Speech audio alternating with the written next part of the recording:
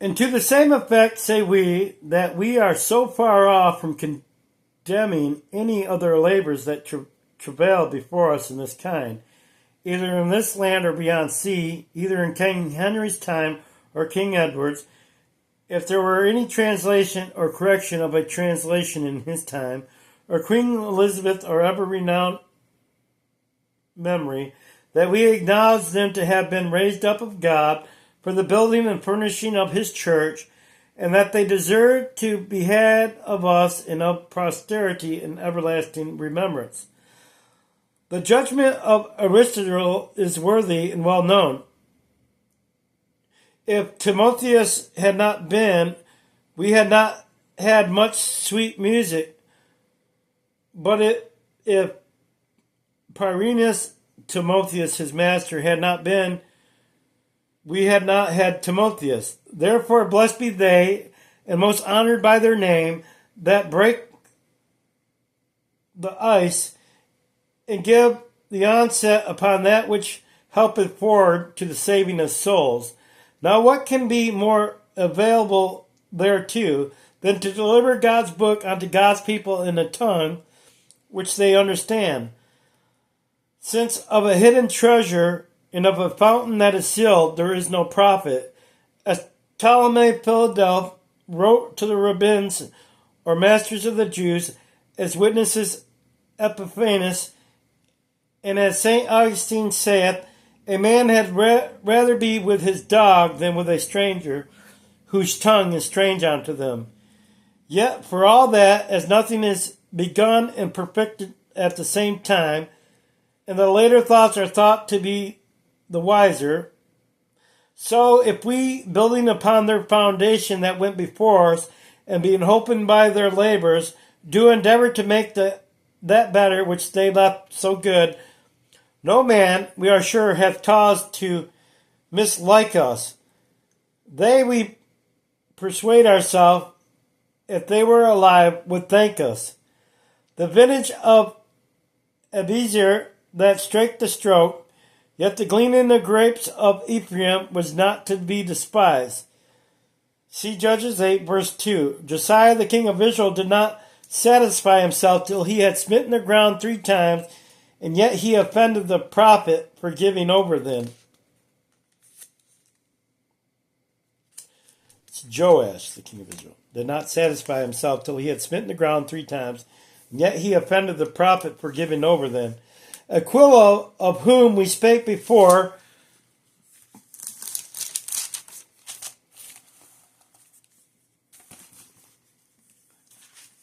translated the Bible as carefully and as skillfully as he could, and yet he thought good to go over it again, and then it got the credit with the Jews to be called, I can't read what that says, that is, accurately done, as St.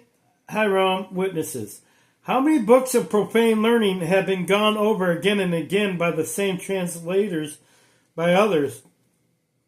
Of one and the same book of Aristotle's Ethics, there are extant not so few as 6 or 7 several translations. Now, if this cost may be bestowed upon the gourd which affordeth us a little shade, and which today flourishes but tomorrow is cut down, what way may we bestow, nay, what ought we not to bestow upon the vine, the fruit whereof maketh glad the conscience of man, and the stem whereof abideth forever? And this is the word of God which we translate. What is the shaft to the wheat, saith the Lord? It is a toy of glass, be of that reckoning with us. No, if a toy of glass be of that reckoning with us, how ought we to value the true pearl? Therefore let no man's eye be evil, because his majesty is good. Neither let any be grieved that we have a prince that seeketh the increase of the spiritual wealth of Israel. Let Sanballat and Tobias be so, which therefore do bear their just reproof. But let us rather bless God from the ground of our heart for working this religious care in him, to have the translation of the Bible maturely considered of and examined. For by this means it cometh to pass that whatsoever is found already, and all is found for substance in one or other of our editions, and the worst of ours far better than their antique vulgar, the same will shine as gold more brightly, being rubbed and polished. Also, if anything be halting or superfluous, or not so agreeable to the original, the same may be corrected and the truth set in place. And what can the king command to be done that will bring him more true honor than this? And wherein could they that have been set a work approve their duty to the king, yea, their obedience to God and love to his saints more, than by yielding their service in all that is within them for the furnishing of the work? But besides all this, they were the principal motives of it, and therefore ought least to quarrel it. For the very historical truth is that upon the importunity petitions of the Puritans, and His Majesty's coming to this crown, the conference at the Hampton Court having been appointed for hearing their complaints, when by force of reason they were put from all other grounds, they had recourse at the last to this shift, that they could not with good conscience subscribe to the communion book, since it maintained the Bible as it was there translated, which was, as they said, a most corrupted translation. And although this was judged to be but a very poor and empty shift, yet even hereupon did His Majesty begin to bethink himself of the good that might ensue by a new translation, and presently after gave order for this translation which is now presented unto thee. Thus much to satisfy our scrupulous brethren. Now to the latter we answer that we do not deny, nay, we affirm and avow that the very meanest translation of the Bible in English, set forth by men of profession, for we have seen none of theirs of the whole Bible as yet, containeth the word of God, nay, is the word of God, as the king's speech which he uttereth in Parliament, being translated into French, Dutch, Italian, and Latin, is still the king's speech, though it be not interpreted by every translator with the like grace, nor peradventure so fitly for phrase, nor so expressly for sense everywhere. For it is confessed that things are to take their domination of the greater part, and a natural man could say, Varium ubi multi blah blah blah. A man may be counted a virtuous man, although he have made many slips in his life. Else there were none virtuous, for in many things we offend all. Also a comely man and lovely, though he have some warts upon his hand, yea, not only freckles upon his face, but also scars. No cause therefore why the word translated should be denied to be the word, or forbidden to be current, notwithstanding that some imperfections and blemishes may be noted in the setting forth of it.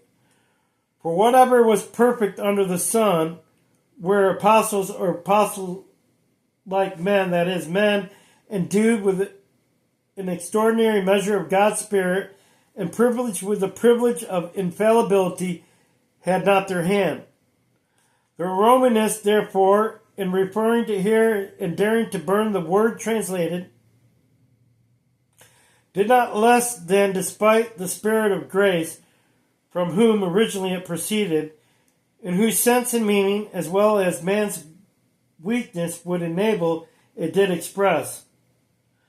Judged by an example or two, Plutarch writeth that after that Rome had been burnt by the Gauls, they fell soon to build it again, but doing it in haste, they did not cast the streets, nor proportion the houses in such comely fashion as had been sightly and convenient. Was Catiline therefore an honest man, or a good patriot that sought to bring it to a combustion, or Nero a good prince that in deed set it on fire?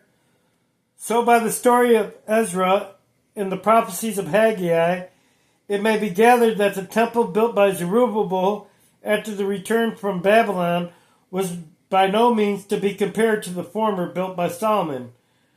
For they that remember the former wept when they considered the latter.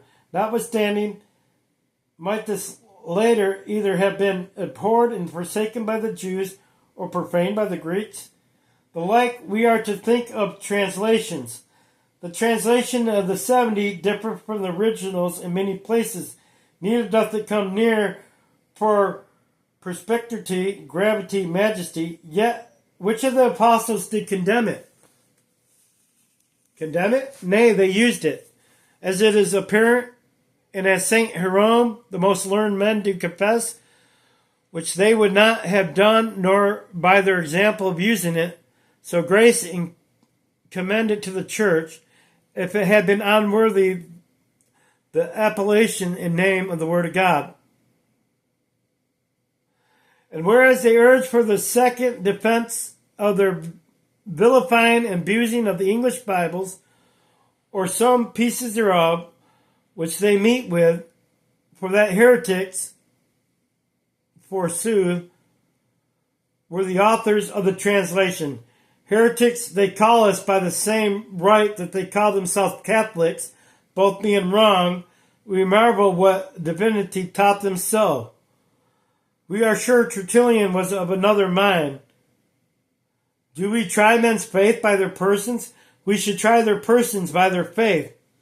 Also St. Augustine was of another mind, for he, lighting upon certain rules made by Tychonus Adontinus, for the better understanding of the word, was not ashamed to make use of them, yea, to insert them into his own book, with giving commendation to them so far forth as they were wrongly or worthy to be commended, as is to be seen in St. Augustine's third book, De Doctrina Christiana. To be short, Origen and the whole Church of God for certain 100 years were of another mind, for they were so far from treading underfoot, much more from burning, the translation of Aquila, a proselyte, that is, one that had turned Jew, or Symmachus and Theodosian, both Ebionites, that is, most vile heretics,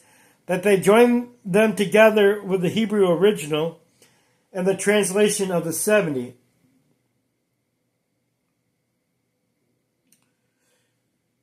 As hath been before signified out of Epiphanius, and set them forth openly to be considered of and preserved by all. But we weary the unlearned, who need not much so much, and trouble the learned, who know it already.